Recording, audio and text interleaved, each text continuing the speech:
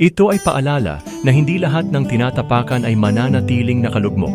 Ang bawat sugat ay nagiging sugat ng tapang, at bawat pagtatangka nilang patahimikin ka ay nagiging sigaw ng iyong pagbangon.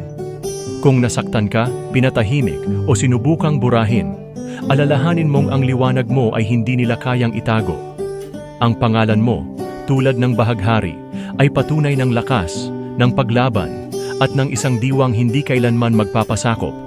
Patuloy kang tumindig, patuloy kang magningning, sapagkat ang kasaysayan ay isinulat hindi ng mga tahimik na sumunod, kundi ng mga matapang na lumaban.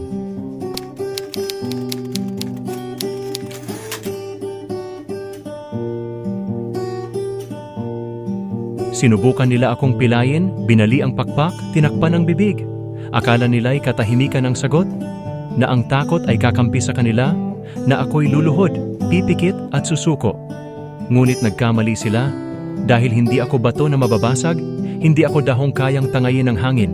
Ako'y apoy na muling nag-aalab, bagyong hindi nila kayang pahupain. Sinubukan nilang itago ang liwanag ko, tinapakan ang pangalan, pinalabo ang katotohanan.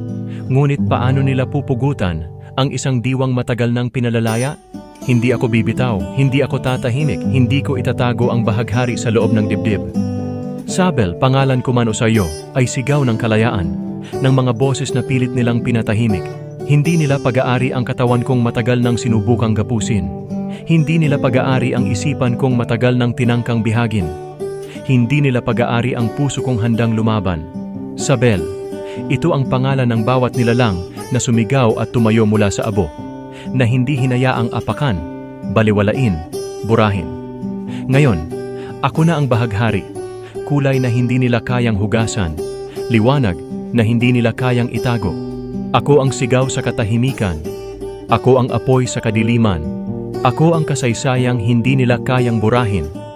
Sabel, ito ang pangalan ng tapang, ng pagbangon, ng kalayaang walang takot na sumisigaw. Hindi niyo ako pag-aari,